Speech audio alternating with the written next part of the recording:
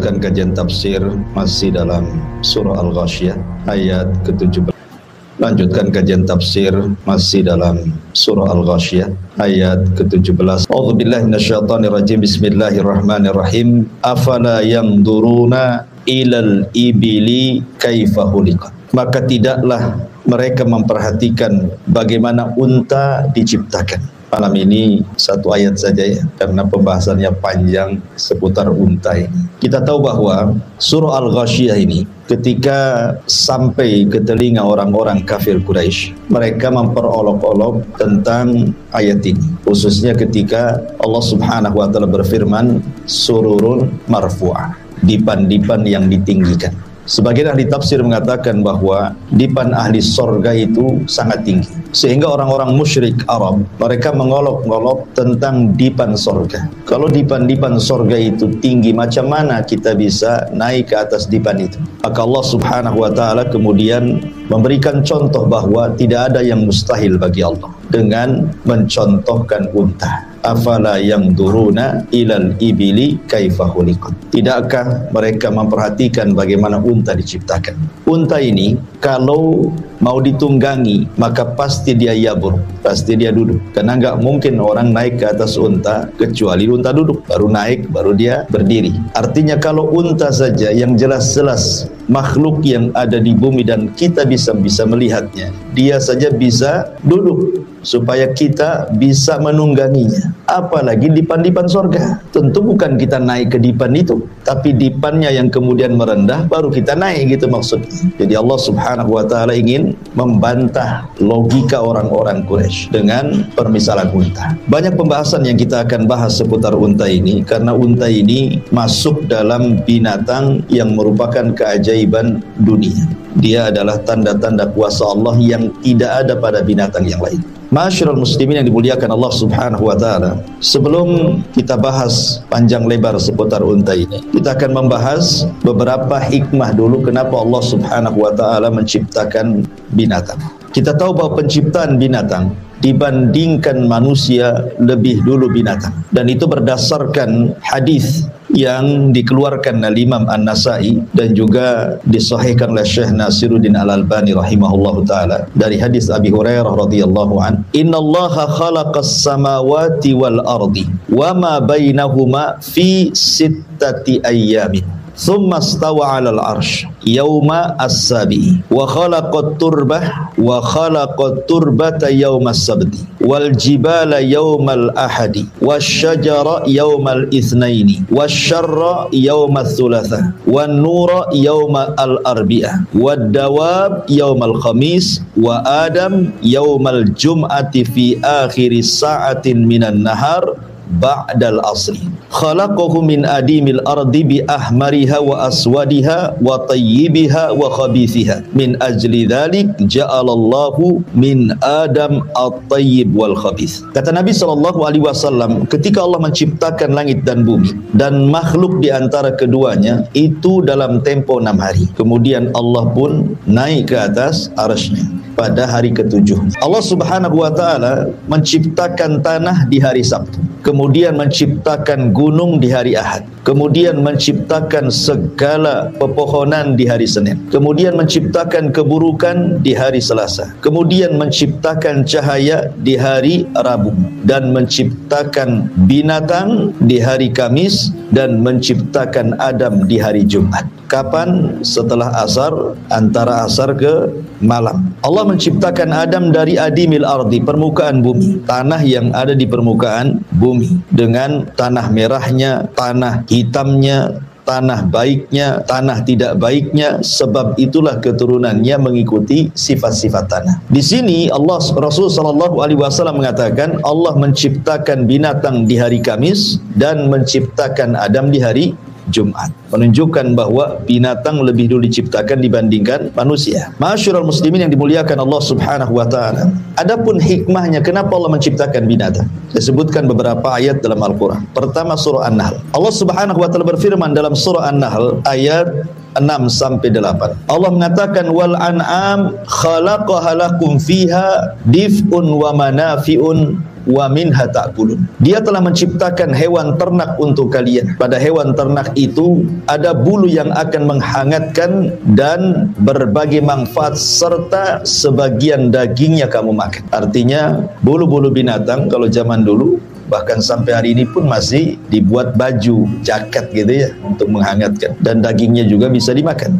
Walakum fiha jamalun hina turihuna wa hina tasrahun. Kamu memperoleh keindahan padanya ketika kamu membawanya ke tempat istirahatnya dan ketika melepaskannya. Artinya ada sebagian binatang itu yang dinikmati keindahan, seperti orang kenapa memelihara burung kan, kadang-kadang dinikmati keindahannya saja, entah warnanya, entah suaranya, dan begitu seterusnya. Walakum fiha jamalun wa tahmilu athqalakum ila baladin lam takunu balighin illa bisyikil anfus inna rabbakum laraufur rahim. Ia mengangkut beban-bebanmu ke sebuah negeri yang kamu tidak sanggup mencapainya kecuali dengan susah payah. Sesungguhnya Tuhanmu Maha Pengasih lagi Maha Penyayang. Karena di zaman dulu kan belum ada mobil, belum ada kereta, belum ada kargo, ya mereka mengangkut barang di atas binatang, di atas unta, di atas bigol, di atas keledai, dan begitu seterusnya gitu. Wal khayla wal bighala wal hamira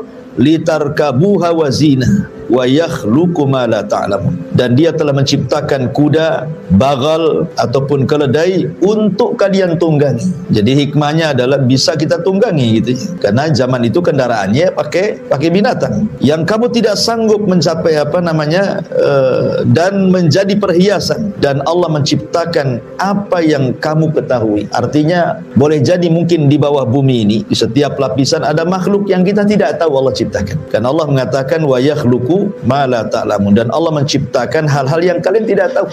Boleh jadi di lapisan bumi gitu ya ada hewan-hewan yang kita tidak tahu, yang Allah Subhanahu wa taala ciptakan. Kemudian juga dalam surah An-Nahl ayat 14-nya Allah mengatakan, "Wa huwallazi sakharal bahra litakulu minhu lahman tariyan wa tastakhriju minhu hilyatan talbasunaha wa taral fulka muwakhira fihi wa litabtagu min fadlihi wa la'allakum tashkurun." Dan dialah yang menundukkan lautan untukmu agar kamu dapat memakan daging yang sedap, maksudnya ikan, dan dari lautan itu kamu mengeluarkan perhiasan yang kamu pakai. Kamu juga melihat perahu berlayar padanya, dan agar kamu mencari sebagian karunia-Nya, dan agar kamu bersyukur. Jadi hewan-hewan bukan hanya hewan darat saja, tapi Allah pun ciptakan hewan laut dengan berbagai macam ikan-ikan, dan kita bisa menikmatinya. Ini dalam surah An-Nahl. Kemudian dalam surah Yasin Allah Subhanahu wa taala mengatakan, awalam yarau anna khalaqna lakum mimma amilat aydina an'aman fahum laha malikun. Dan tidaklah mereka melihat bahwa kami telah menciptakan hewan ternak untuk mereka, yaitu sebagian dari apa yang telah kami ciptakan dengan kekuasaan kami, lalu mereka menguasainya. Artinya Allah Subhanahu wa taala tundukkan sebagian binatang kepada kita gitu. Kalau seandainya kita tidak bisa menundukkan binatang, nggak ada orang pelihara ayam, nggak ada orang pelihara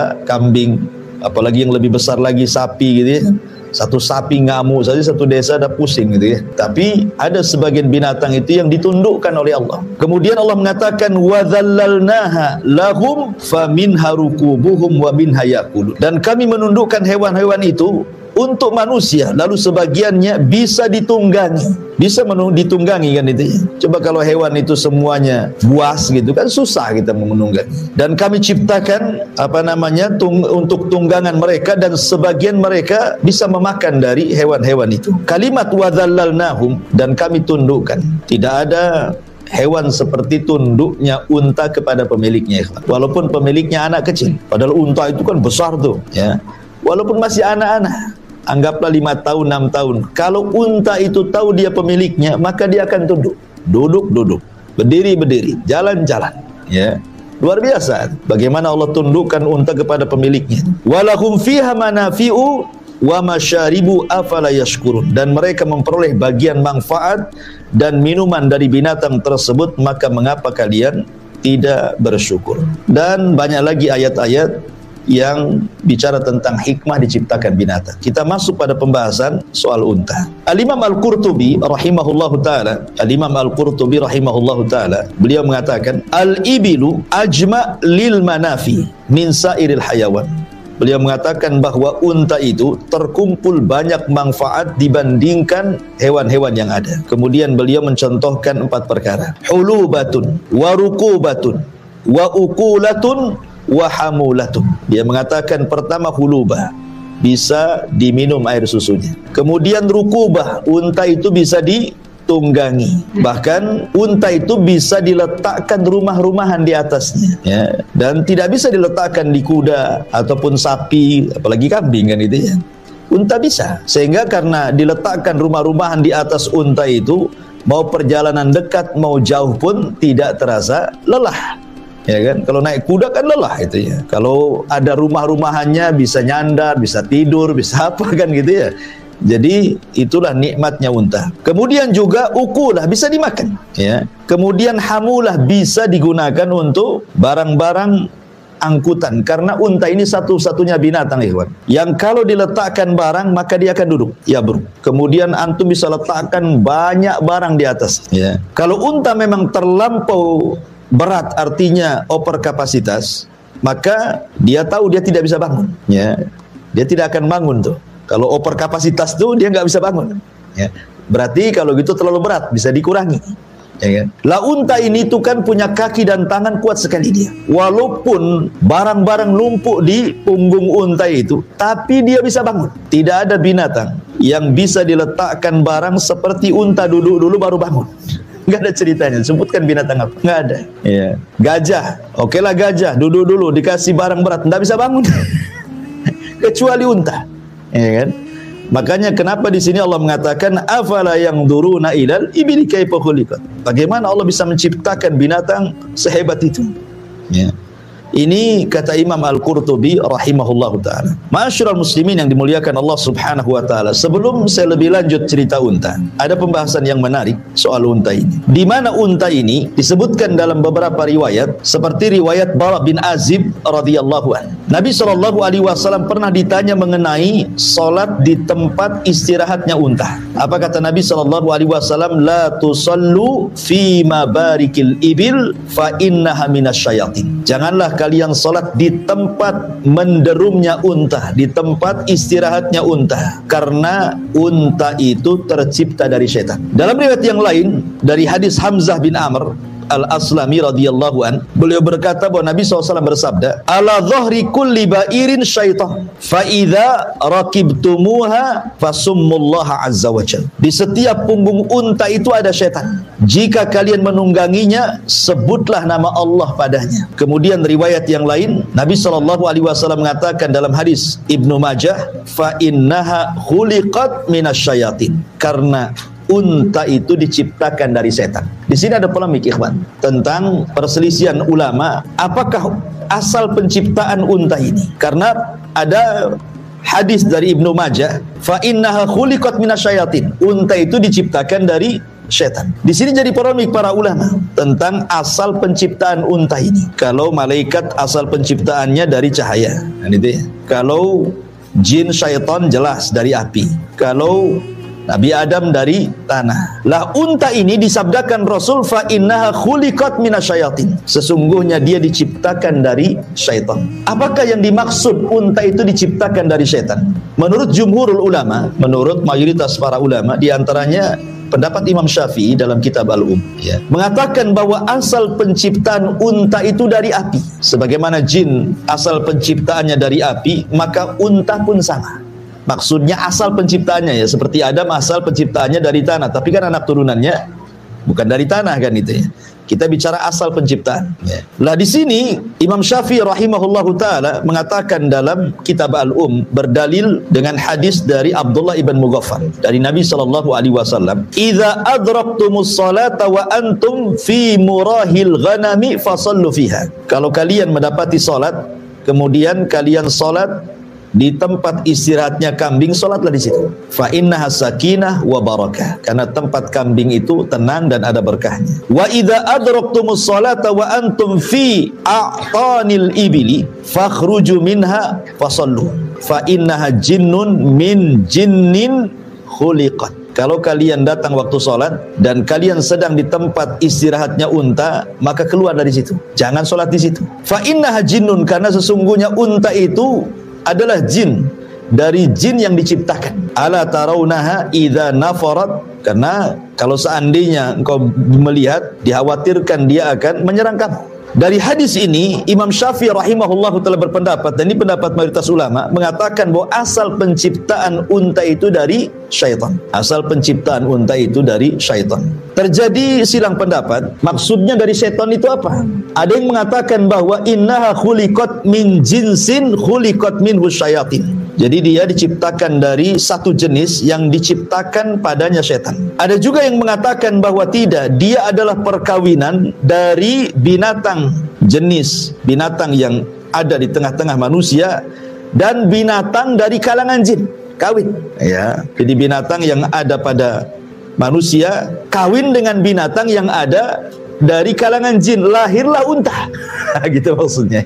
Jadi apa perpaduannya? Ini juga satu pendapat. Ada juga yang mengatakan bahwa anna khuliqat min asliha min narin. Memang dia diciptakan asalnya dari api. Asalnya dari api. Ini perselisihan ulama soal pendapat yang pertama, ini masih khilaf juga di situ. Tetapi pendapat yang lain bahwa unta itu, nanti saya akan sebutkan perkataan para ulama setelahnya. Pendapat yang kedua bahwa yang dimaksud itu bukan unta itu diciptakan dari setan, dari api, bukan. Tapi maksudnya Rasul melarang tidak boleh sholat di kandang unta itu karena unta itu punya tabiat setan, bukan diciptakan dari setan. Dan saya cenderung kepada pendapat keduanya.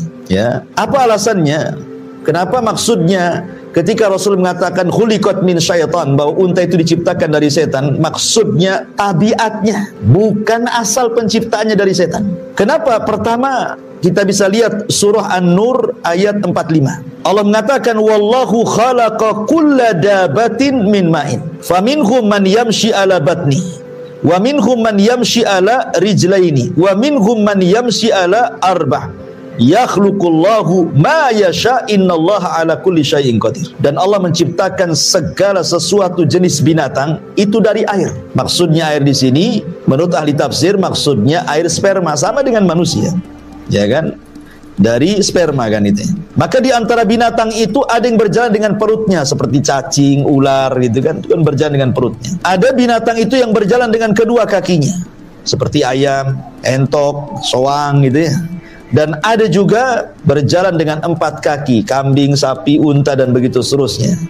Allah menciptakan sesuai kehendaknya dan Allah atas segala sesuatu maha mampu. Artinya bahwa keumuman surah An-Nur 45 menunjukkan bahwa semua binatang termasuk unta, karena unta masuk dalam kalimat dabah, berarti dia diciptakan dari air, bukan dari api. Ini keumuman firman Allah surah Nur ayat 45. Kemudian juga surah Al-Anbiya 30 secara umum Allah mengatakan wa ja'alna minal ma' kulla syai'in hayyin, dan kami jadikan dari air segala sesuatu hidup, termasuk juga unta. Ini alasan yang pertama. Alasan yang kedua, tidak ada ceritanya unta melahirkan setan atau setan melahirkan unta. Kan itu ya. Ada mana ada setan melahirkan unta atau unta melahirkan setan. Kemudian yang ketiga, Nabi SAW pernah sholat di atas unta. Kalau unta tercipta dari setan, masa Nabi sholat di atas setan? Kan itu ya? Ya. Bahkan menjadikan unta sebagai sutroh dia. Masa kemudian setan jadi sutroh, penghalang ketika dia sholat? Dan itu disebutkan dalam beberapa riwayat. Contohnya adalah riwayat dari Abdullah ibn Umar radhiyallahu anhuma. Apa kata Abdullah ibn Umar radhiyallahu anhuma? Dia mengatakan bahwa dia pernah sholat di atas unta. Kemudian ditanya, maka kata Abdullah ibn Umar radhiyallahu anhuma, ra'aitun nabiyya sallallahu alaihi wasallam yaf'alu, karena aku pernah melihat Rasul pun melakukan hal yang sama. Maksudnya sholat di atas unta. Kalau unta dari setan ya tidak mungkin lah, masa Rasul sholat di atas setan kan itu ya. Kemudian juga hadis Nabi menjadikan dia sutra. Dalam hadis Abdullah ibn Umar juga, anna Nabiya SAW shalla ila ba'irihi. Nabi SAW sholat menghadap untanya. Jadi untanya dijadikan sutrah bagi dia. Ikhwan, kan ada hadis yang mengatakan apabila salah seorang lewat di depan orang sholat, apa kata Rasulullah? Falyadfa'hu, kan itu ya. Suruh untuk dihindar, ditahan. Ya kan? Kalau dia maksa, falyuqatilhu, perangi dia. Kenapa? Fa innahu syaitan.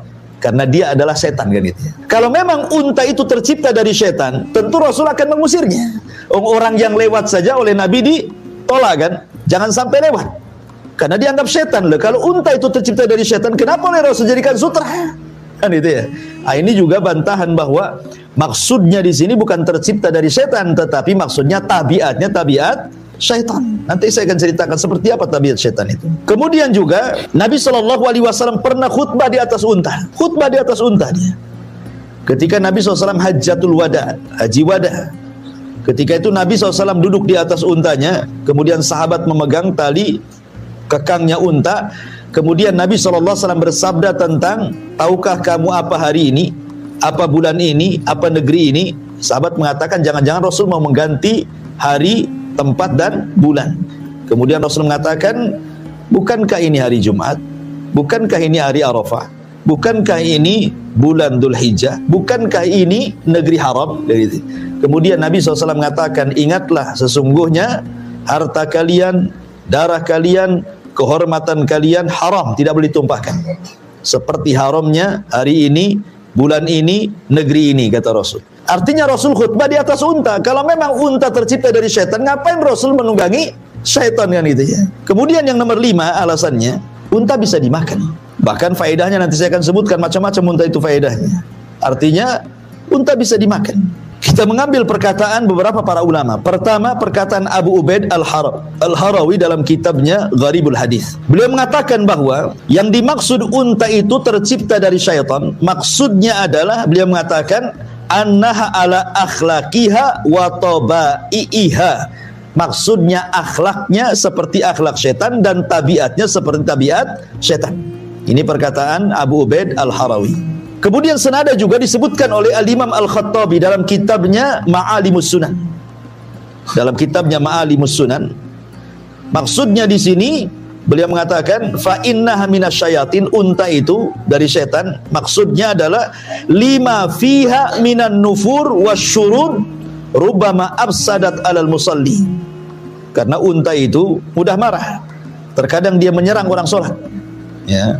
Makanya kemudian tabiatnya disebut tabiat syaitan. Kemudian hal yang sama juga dikemukakan oleh Al-Imam Ibnu Hibban dalam kitabnya Sahih Ar-Risalah. Ya, beliau juga mengatakan bahwa yang dimaksud diciptakan dari syaitan itu maksudnya tabiatnya. Tabiatnya dari syaitan, bukan unta tercipta dari syaitan. Maka dari sini kita tahu lemahnya pendapat Imam Syafi'i yang disebutkan oleh beliau dalam kitabnya Al-Um. Karena begini ikhwan, di masyarakat saja umumlah kita katakan kalau ada anak nakal kurang ajar, ada sebagian orang tua mengatakan udah dasar anak setan. Apa anak itu disebut setan kan? Tercipta dari setan kan? Tidak, tabiatnya saking nakalnya. Ada orang yang kemudian mengatakan udah dasar anak setan. Kan itu ya, kan ada di masyarakat. Bukan anak itu setan, bukan, tapi tabiatnya tabiat setan. Sama dengan ketika Nabi SAW menceritakan tentang kalbul aswad mina syaitan, anjing hitam itu dari setan. Bukan berarti anjing yang berwarna hitam itu kita katakan setan, tidak. Ya. Maksudnya adalah kebanyakan setan itu menjelma, binatang itu salah satunya adalah menjelma anjing yang berwarna hitam. Makanya tabiat anjing yang berwarna hitam itu akan berbeda tabiatnya dengan anjing-anjing yang berwarna selain hitam. Jadi dia punya tabiat sendiri tuh, anjing hitam itu.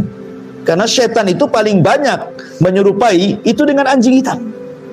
Jadi maksudnya tabiatnya ya akan berbeda dengan warna-warna anjing selain anjing hitam. Jadi intinya bahwa ya pendapat yang mengatakan bahwa unta tercipta dari syaitan, dari jin itu tidak benar. Tapi yang benar artinya bahwa unta itu memiliki tabiat syaitan. Saya contohkan beberapa kasus. Ya. Ada seorang saya bercerita, unta ini tabiatnya adalah hikd. Hikdun itu artinya orangnya pendendam, ya, pendengki. Itulah unta. Makanya orang Arab kalau ada orang yang suka pendendam dan dengki, maka akan disebutkan kamu itu lebih dengki dibandingkan unta. Jadi orang Arab itu suka ngomong gitu. Ya, kalau ada orang suka pendendam, suka pendengki, maka orang Arab akan mengatakan dendammu, dengkimu itu lebih parah dibandingkan dengkinya unta. Seperti itu mereka mengatakan, ya. Karena memang unta seperti itu. Jadi ada seorang syekh bercerita, jadi ada kasus di pasar unta itu di Arab Saudi sana, ya. Jadi ada orang yang kemudian menyakiti anak unta, disembelih anak unta itu, dan ketahuan oleh orang tuanya, oleh bapak atau ibunya unta itu. Kemudian unta ini punya ingatan kuat, ikhwan. Dia bisa menghafal siapa yang menyakitinya. Unta itu satu-satunya binatang punya hafalan kuat. Walaupun antum nggak ketemu 5-10 tahun, tetap dia masih tahu siapa antum kalau pernah menyakiti dia. Jadi ketika anaknya disembelih itu di depan induknya, jadi oleh induknya itu diikuti tuh kemana orang itu. Jadi ketika sudah tahu tempatnya, tidak langsung diserang. Subhanallah ya, punya taktik juga unta ini. Dia nunggu malam hari. Ya, dia nunggu malam hari, nunggu dia tidur. Ketika dia tidur di dalam tendanya itu, langsung disamperi, kemudian ditunjang sama unta itu sampai mati. Saya bayangkan ya. Itulah unta. Ya, unta itu pendendam dia, pendengki. Kalau dia disakiti, maka dia tidak akan lupa kepada orang yang menyakitinya. Bukan hanya itu saja, dia pun pencemburu. Unta itu cemburu berat. Sampai-sampai dijelaskan, atau ada yang seorang syekh menceritakan di kampung Tabuk ya ceritanya. Jadi ada orang punya unta, mau diperah gitu ceritanya. Jadi unta betinanya itu mau diperah susunya. Jadi oleh si jantan itu ketahuan, cemburu dia. Coba bayangkan ya. Unta cemburu sama orang. Padahal nggak mungkin orang naksir unta kan itu. Dia hanya ingin mengambil air susunya saja. Tapi sama unta jantan itu, dia tidak mau unta betinanya ada orang yang mendekati. Jadi ada waktu-waktunya unta itu cemburu. Akhirnya kemudian setelah orang ini memerah air susunya, itu dikejar itu. Sampai kena, ditunjang. Sampai mati. Subhanallah. Ya. Demikianlah kecemburuan unta jantan kepada unta betina. Unta masih enak cemburu. Ada juga manusia tak cemburu. Istrinya dibonceng tukang ojek ya biasa. Istrinya ke pasar buka aurat diganggu orang ya biasa, slow-slow saja. Ya, sama dengan cerita siapa? Al-Aziz ketika istrinya merayu Nabi Yusuf. Sudah jelas bahwa Zulaiha yang salah, yang menggoda Nabi Yusuf. Ada saksinya, ya. Dan Aziz juga tahu suaminya. Dia suruh mengatakan kepada istrinya, sudahlah, sebaiknya kau bertobat saja. Nggak ada reaksi apa-apa. Biar Yusuf dipenjarakan. Gitu. Sebayangkan, mana kecemburuannya nggak ada gitu. Unta saja masih cemburu. Ya itu kan salah satu tabiat yang kadang-kadang di manusia nggak ada, di unta ada. Tuh. Ya, pencemburu berat kepada betinanya itu. Ya.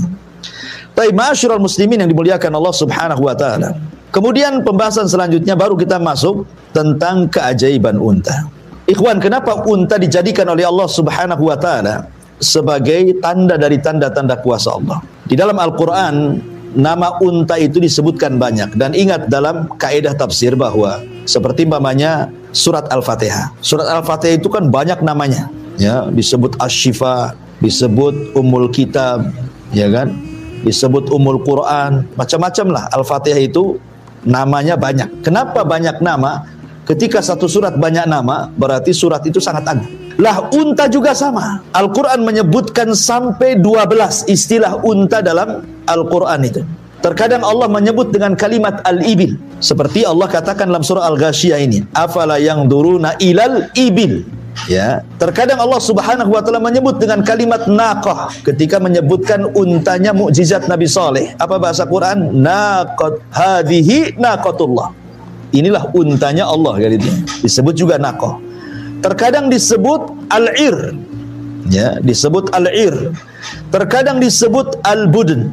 Seperti Allah mengatakan wal budnah kan itu ya. Kemudian juga terkadang disebut al-jamal seperti yang disebutkan dalam surah Al-A'raf ayat 40. Kemudian juga terkadang disebut apa namanya al-him seperti yang disebutkan dalam surah Al-Waqiah ayat 55. Kemudian terkadang juga disebut al-ba'ir. Al-ba'ir ya ma'ruf ba'ir gitu. Kemudian juga terkadang disebut al-an'am sebagaimana disebut surah An-Nahl. Terkadang disebut sa'ibah. Terkadang disebut hamah. 4 istilah ini terkandung dalam surah Al-Maidah ayat 103. Jadi banyaknya nama tentang istilah unta menunjukkan unta ini bukan binatang biasa, saking banyak namanya dalam Quran itu. Memang Allah akan sebagaimana ayat yang kita bahas, afala yanzuruna ilal ibila kaifa khuliqat. Makanya Nabi SAW terkadang karena unta ini memang Satu, dia memang harta yang paling berharga bagi orang Arab itu adalah unta. Harta yang paling berharga bagi orang Arab kala itu adalah unta. Unta itu dijadikan diat, bayar diat. Kalau ada orang yang dibunuh, kemudian tidak kisos, bayar diat. Berapa ekor unta? 100 ekor unta, kan itu ya. Kemudian mahar, seperti maharnya Rasul kepada Khadijah, pakai unta, ya kan. Kemudian juga bukan hanya itu saja, Nabi SAW mengistilahkan bahwa unta itu adalah kendaraan yang paling diagungkan oleh orang Arab. Sampai ketika Rasul mengatakan kepada Ali radhiyallahu an, ya Ali, la an yahdiyakallahu rajulan wahidan bika khairun laka min humrin. Naam, wahai Ali, kalau satu orang dapat hidayah lantaran lisanmu, itu lebih baik daripada unta merah. Ya. Kenapa Rasul mengistilahkan unta merah? Karena unta merah adalah unta yang paling disukai orang Arab, yang paling mahal. Ya, mungkin kalau sekarang ini CR-V yang terbaru gitu ya. Karena zaman itu belum ada mobil kan ya. Ya unta lah, ada kelas-kelasnya. Ya unta merah itu kelas paling tinggi kendaraan di zaman itu. Bahkan Nabi SAW terkadang menjadikan pahala itu selalu dikaitkan dengan unta. Contoh umpamanya, Nabi mengatakan, afala yaghdu ahadukum ilal masjid faya'lamu aw yaqra ayataini min kitabillah khairun lahu min naqataini. Kata Rasulullah, tidakkah engkau penyengaja datang ke masjid kemudian membaca 2 ayat saja, itu lebih baik daripada engkau punya 2 ekor unta. Bagaimana kalau 3 ayat lebih baik daripada 3 ekor unta? Bagaimana kalau 4 ayat lebih baik daripada 4 ekor unta? Dan bagaimana kalau banyak ayat jadi hitung dengan untanya? Ya, sampai Rasul mengistilahkan pahala saja dibanding-bandingkan dengan unta kan itu. Atau Nabi SAW ketika bicara tentang orang yang masuk sholat Jumat, ya kan? Apa kata Nabi SAW? Man igtasala yaumal jum'ah ghaslal janabah. Siapa yang mandi di hari Jumat seperti mandi junub. Ada yang mengatakan mandi Jumat itu wajib, ada yang mengatakan sunnah. Ya, Syekh Utsaimin mengatakan wajib. Bahkan Syekh Utsaimin mengatakan, aku tidak pernah meninggalkan seumur hidupku mandi wajib Jumat. Kemudian Rasul mengatakan summa raha, kemudian dia ke masjid dan dia dapat sop pertama. Apa kata Rasulullah? Faka'annama qarraba badanatan, seolah-olah dia berkorban dengan unta. Sop pertama ketika sholat Jumat, seolah-olah Anda berkorban dengan seekor unta. Sop kedua, seolah-olah berkorban dengan seekor sapi betina. Sop ketiga, seolah-olah berkorban dengan seekor kambing. Kemudian sop keempat, seolah-olah berkorban dengan ayam. Sop kelima, seolah-olah berkorban dengan telur ayam. Sop keenam, ketujuh, tai ayam semuanya. Sudah nggak ada lagi kan? Ya sampai 5 saja, sampai ke telur ayam saja. Ya artinya sudah dapat tainya sampai ke belakang kan. Nah, jadi lihat bagaimana Rasul mengurut tingkatan pertama korban unta. Jadi dikait-kaitkan dengan pahala. Kemudian juga contoh yang lain umpamanya, Nabi SAW mengatakan la tasubul ibila, jangan kalian tak unta. Inna fiha ruku'ud dami wa mahrul karimah. Jangan kau celah unta, karena unta bisa untuk membayar diat dan bisa untuk membayar mahar, kata Rasul. Sampai dilarang kita mencela unta. Ya. Bahkan Nabi SAW juga mengatakan di dalam hadis yang lain, ketika Nabi SAW bicara tentang wanita-wanita terbaik di zaman itu, apa kata Rasulullah? Khairun nisa rakibnal ibila. Sebaik-baik perempuan di zaman itu adalah perempuan yang nunggang unta. Ya, gitu ya. Sehingga mengistilahkan wanita terbaik dengan menunggang unta. Bahkan Nabi SAW pernah suatu ketika dicegat unta. Jadi ketika Rasul itu disebutkan dalam Musnad Imam Ahmad dari Anas bin Malik radhiyallahu an, ketika Nabi SAW sedang berjalan-jalan tuh di ganggang kota Madinah, nampak pula unta. Dikejar Rasul sama Anas tuh. Ketika sudah kemudian unta itu membalap Rasul dan lebih dulu tiba-tiba menghadang Rasul, tiba-tiba sujud. Rasul turunlah. Rupanya unta itu sedang menangis. Diusaplah tangisan unta itu. Entah ngomong apa Rasul dengan unta itu. Tiba-tiba Rasul kemudian berdiri memanggil-manggil orang Ansor. Siapa pemilik unta ini? Gitu. Tiba-tiba ja'afatan minal Ansor, berdirilah anak muda dari Ansor dan mengatakan, ana ya Rasulullah. Rasul marah dan mengatakan, afala tattaqillah fi hadhil bahimah allati malakakallahu iyyah. Tidakkah kau bertakwa kepada Allah dengan untamu ini yang telah Allah kuasakan kepadamu? Lihat dia mengadu kepadaku, kan itu. Engkau tuji'u wa tut'ibu, menyakiti dan engkau suka melemahkan dia. Kau hanya mempekerjakan tapi tidak merawatnya. Unta ngadu sama Nabi. Ya. Ini luar biasa, ikhwatu fillah, muliakan Allah. Dan banyak cerita-cerita unta di dalam hadis-hadis Nabi SAW. Bahkan Allah jadikan mukjizat Nabi Soleh itu unta juga, yang disebut dengan naqatullah. Adapun keistimewaan unta itu, ikhwan, ini yang menarik kita bahas, karena ini berkaitan dengan ayat afala yanzuruna ilal ibili kaifa khuliqat. Tidakkah kau lihat bagaimana unta diciptakan? Pertama, kencing unta itu obat. Kencingnya saja itu obat. Bahkan diteliti oleh pakar-pakar kesehatan. Ya, kencing unta itu obat. Makanya kalau antum Allah takdirkan bisa umroh, kan, atau yang pernah umroh kan tahulah, biasanya diajak ke penangkaran unta, itu sudah berderet itu botol-botol aqua itu warna kuning. Itu kencing unta. Itu di sana dijual beli kencing unta. Ya, bayangkan kencing unta lebih berharga dibandingkan kencing antum. Kan, ya?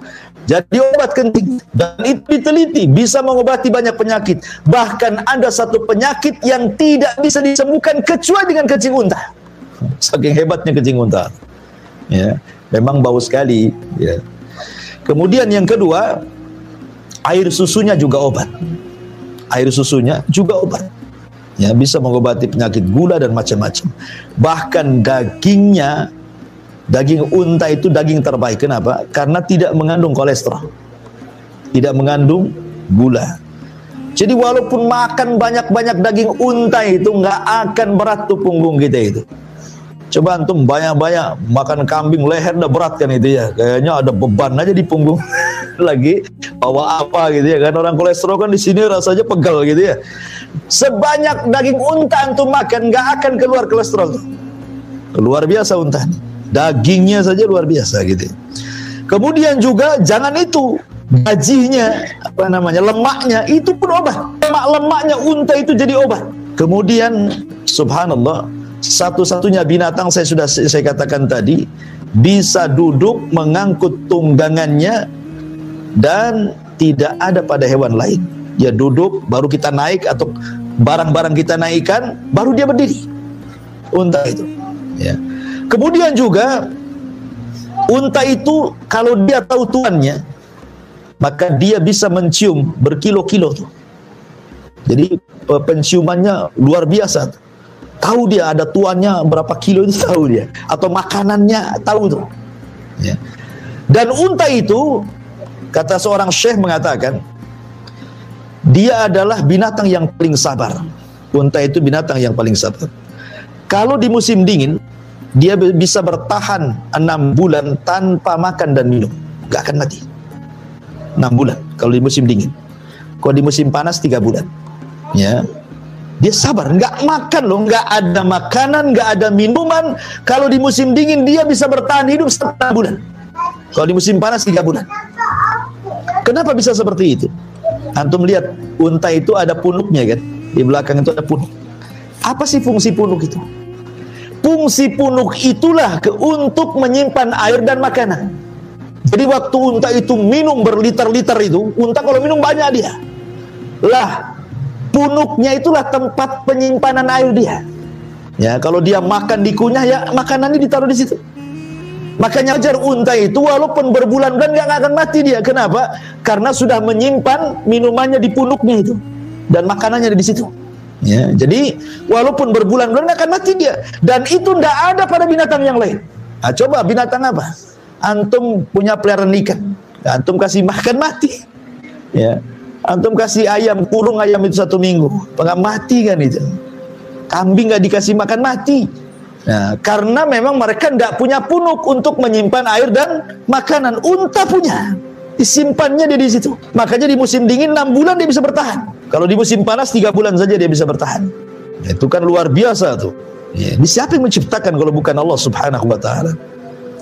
Kemudian yang hebatnya lagi, unta itu tidak suka dengan suara yang jelek dan dia suka dengan suara yang indah.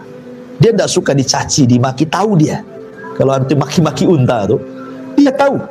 Dia tidak suka dengan ucapan-ucapan kotor. Karena unta itu maunya dilembuti. Makanya ada sebagian unta itu kalau dibacakan Quran bisa nangis dia. Kita loh dibacakan Quran berhari-hari tak nangis-nangis. Unta dibacakan Quran bisa nangis tuh, bayangkan. Luar biasa. Sampai-sampai di zaman Rasul itu punya budak hitam namanya Anjasah. Anjasah itu penyair walaupun dia budak hitamnya Rasul, tapi dia ahli syair. Ya. Jadi kalau dia sedang bersyair ini, melantunkan kalimat-kalimat yang indah dalam syairnya, itu unta datang dari mana-mana dengerin syairnya itu. Bayang bisa mengundang unta loh, bayangkan. Dari mana-mana datang ingin dengar syairnya, padahal dia nggak paham isinya kan itu. Tapi unta tahu itu kalimat yang baik. Sampai ada kasus ketika Nabi SAW sedang safar, jadi para wanita itu naik ke rumah-rumahan unta, gitu ya. Lah, Anjasah ini, budaknya Rasul ini, dia ingin menyemangati unta dengan cara apa? Dengan cara bersyair. Ya. Jadi kalau Anjasah bersyair, unta itu makin semangat jalannya, jadi makin cepat, gitu ya. Makanya Nabi SAW disebutkan dalam Bukhari dari Anas bin Malik radhiyallahu an, apa kata Nabi SAW kepada Anjasah itu? Ruwaidaka ya Anjasah, ya saukaka bil qawarir, katanya.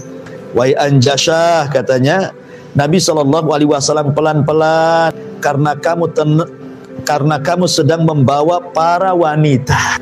Takut jatuh kan itu ya. Maksudnya jangan terlampau semangat bersyair. Jadi untanya pun ikut semangat gitu maksudnya ya. Jadi dia terburu-buru jalannya. Ya kata Rasulullah pelan. Ya. Yang nunggang itu perempuan katanya. Ya, bagaimana unta itu dia suka dengan kalimat-kalimat yang baik. Kemudian juga unta ini ikhwatu fiddin muliakan Allah Subhanahu wa taala. Dia bisa bertahan hidup di cuaca yang sangat dingin, bahkan di cuaca yang sangat panas sekalipun. Kita tahu di Arab itu kalau datang cuaca panas itu ekstrim panasnya. Kalau cuaca dingin ekstrim juga dinginnya. Sampai pecah-pecah di sana itu.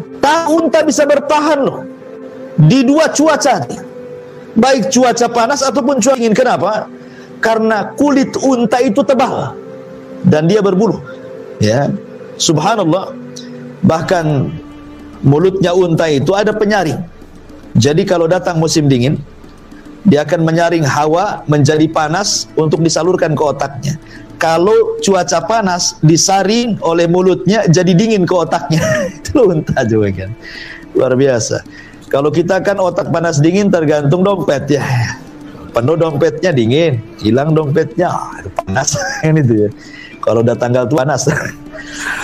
Intinya bahwa unta ini ikhwatu fiddin dia bisa bertahan seperti itu karena memang kulitnya tebal, sehingga itu bisa untuk melindungi dari binatang, entah dari semut yang gigit gitu ya, entah dari binatang-binatang yang gigit, dia akan terasa. Ya. Kemudian di kaki unta itu dia dari lahir sudah kapalan itu. Jadi lututnya unta itu baik yang depan ataupun belakang itu dan senantiasa basah. Ya, untuk apa? Melindungi kalau unta itu duduk di padang pasir. Jadi dia tidak akan merasakan panas kalau cuaca panas, kalau dia cuaca dingin tidak akan merasakan dingin. Coba bayangkan. Bukan karena banyaknya duduk jadi kapalan, tidak, sejak lahir sudah ada tuh. Sudah Allah sediakan tuh, bayangkan. Sampai seperti itu gitu. Ya, unta itu bahkan telinganya kan kecil unta itu. Dia bisa menutup kalau seandainya datang angin dan berdebu sehingga tidak ada debu masuk telinganya. Bahkan matanya bisa melihat ketika ada debu. Coba bayangkan, kita ada debu aja, langsung kita tutup mata. Tapi unta dia bisa lihat, nggak kelilipan tuh hebatnya unta. Ini namanya padang pasir, ya kan? Terhempas angin di mana-mana ada debunya kan? Tapi dia bisa memandang saat angin debu tuh. Siapa yang menciptakan binatang seperti ini coba? Kalau bukan karena Allah Subhanahu wa taala. Makanya Allah mengatakan afala yang duruna ilal ibli kaifa khuliqat. Masyarul muslimin yang dimuliakan Allah Azza wa Jalla. Kemudian juga saya sudah katakan tadi, unta bisa diletakkan rumah-rumah kecil-kecil satu kamar lah di atas punggungnya. Sehingga kita bisa safar dengan nyaman. Ya kan, bisa dengan duduk, bisa dengan baring gitu. Dan lebih hebatnya, unta itu bisa jadi Google Map. Antum tahu Google Map? Ya. Kalau antum cari alamat sekarang kan pakai Google Map nih, ya. Nanti akan sampai ke tujuan. Unta itu di zaman itu jadi Google Map. Itu disebutkan oleh Imam Ar-Razi dalam tafsirnya. Jadi Imam Ar-Razi menceritakan tentang dirinya. Suatu ketika dia safar bersama jamaahnya. Imam Ar-Razi ini dalam tafsirnya menceritakan dia sedang safar bersama jamaahnya. Akhirnya kesasar di tengah padang pasir. Ikhwan, kesasar di padang pasir beda dengan kesasar di kota.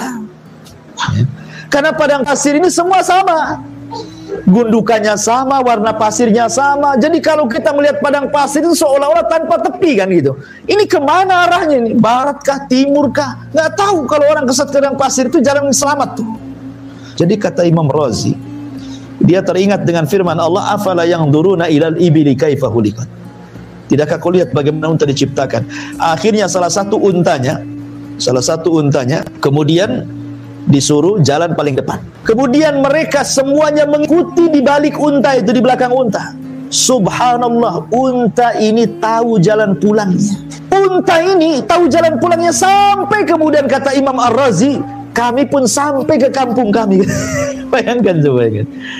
Unta tahu loh jalan pulangnya. Jadi kalau unta ini, kita naik unta ke padang pasir itu, sejauh kemana gitu, kita mungkin sudah tahu. Lain kalau kita jalan di sini kan bisa kita kasih tanda, oh di sini ada mall, di sini nanti saya tandai, oh di sini ada rumah sakit, di sini ada sekolah. Lah padang pasir apa antum mau nandai apa? Pohon pun tidak ada.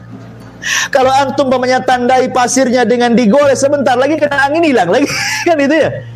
Tapi unta walaupun bekas kakinya sudah terkubur tuh, dia bisa tahu jalan pulangnya. Coba bayangkan, ingatannya kuat. Siapa yang ngasih ilmu Google Map ini kepada unta coba? Dan itu diceritakan oleh ulama Imam Ar-Razi dalam tafsirnya. Nah, ini kan luar biasa. Makanya Allah mengatakan, afala yanzuruna ilal ibili kaifa khuliqat.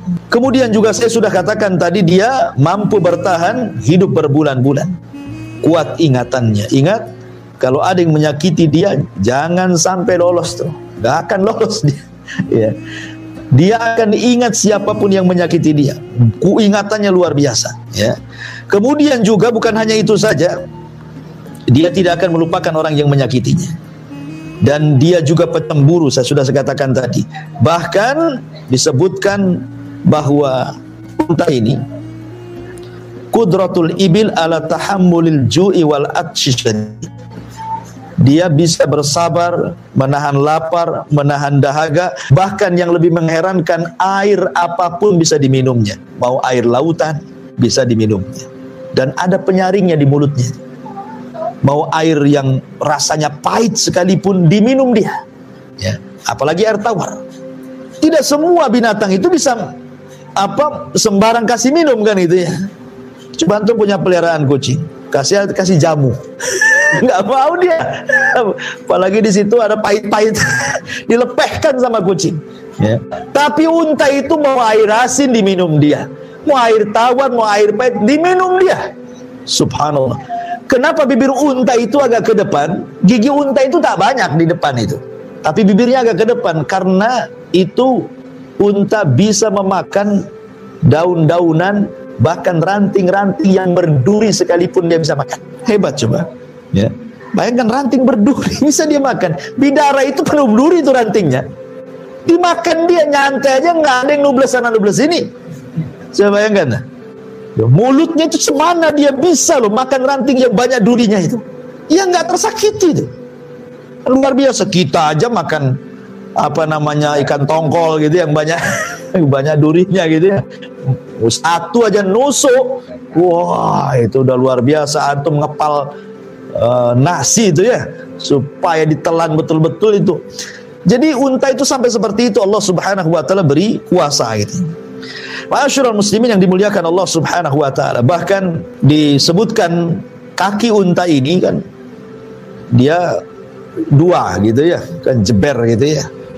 Artinya dia bisa berjalan di padang pasir. Kalau manusia ini kadang-kadang pasir itu nembus dia. Kalau pasirnya agak lembek kan belebes bahasa kitanya ya. Tapi unta tidak. Hebat dia. Ya, bayangkan. Kemudian kalau dia berjalan, tuh perhatikan coba di YouTube tuh. Dia berjalan, kalau kaki depannya yang kanan maju, maka kaki kirinya juga maju. Kaki kanannya sama-sama kanannya maju. Ini juga sama-sama kirinya maju. Nah, gitu dia. Jadi bukan sedang tidak.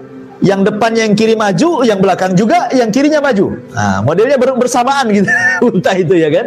Kenapa? Untuk keseimbangan jalan tuh. Luar biasa unta ini. Ya, jadi memang Allah Subhanahu wa taala berikan kelebihan kepada unta. Makanya Allah Subhanahu wa taala mengatakan di sini afala yanzuruna ilal ibili kaifa khuliqat. Ya. Ma'asyiral muslimin yang dimuliakan Allah Subhanahu wa taala, ini di antara kehebatan unta. Lah ketika Allah Subhanahu wa taala mengatakan afala yanzuruna ilal ibili kaifa khuliqat, seolah Allah Subhanahu wa taala ingin katakan, siapa yang menciptakan hewan sehebat ini yang tidak ada pada hewan yang lain? Dan Allah Subhanahu wa taala contohkan unta dan tidak mencontohkan hewan-hewan yang lain. Karena saya katakan tadi banyak sekali manfaat pada unta. Salah satunya adalah dari segi kesehatan. Karena orang-orang Arab itu sampai hari ini, orang-orang kayanya sekalipun orang-orang Arab itu, mereka suka, kalau bahasa kitanya mungkin pelesiran atau mungkin ya rekreasi gitu ya. Ya, wisata. Itu mereka suka di padang pasir. Ya, orang-orang Arab itu mereka datang ke padang pasir, nanti buat tenda, nanti main-main sama unta. Begitu orang Arab tuh. Ya, kalau antum kan enggak senang anak keluarga antum paling ke mall. Kalau kita kan ke mall, ya ke istri antum senang tuh, ya ke pasar itu senang gitu ya. Kalau orang Arab ke padang pasir dia, ya jadi wisatanya ke padang pasir, main sama unta. Ya, kalau kita kan takut ke padang pasir itu, nyasar nanti di sana. Ya, kita lebih suka ke mall daripada padang pasir ya, karena memang orang Arab itu mereka suka. Makanya Quran itu ketika menyebutkan dua perkara kebiasaan orang Arab itu, pertama apa? Bicara tentang nahl, ya, bicara tentang kurma dan bicara tentang unta. Dua perkara inilah yang selalu disebut dalam Al-Quran. Kalau tidak bicara kurma, bicara unta. Ya, di Arab kan begitu. Makanya orang-orang umroh itu biasanya mereka harus foto selfie dengan unta dulu untuk menunjukkan berusaha sampai di Arab kan gitu ya. Kalau bisa itu naik unta dulu, selfie dengan unta dulu, keinjak unta dulu, baru kemudian datang fotonya tuh, lihat saya sampai di sini. Kalau nggak gitu nggak sampai di sana. Ya.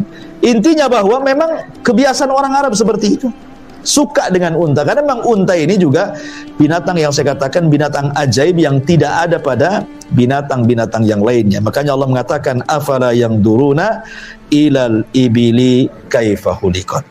Wallahu a'lam bishawab. Saya kira satu ayat saja. Kita tutup dengan doa kafatul majlis. Subhanaka wa bihamdika asyhadu an la ilaha illa anta astaghfiruka wa atubu ilaik. Allahu ta'ala alam. Assalamualaikum warahmatullahi wabarakatuh.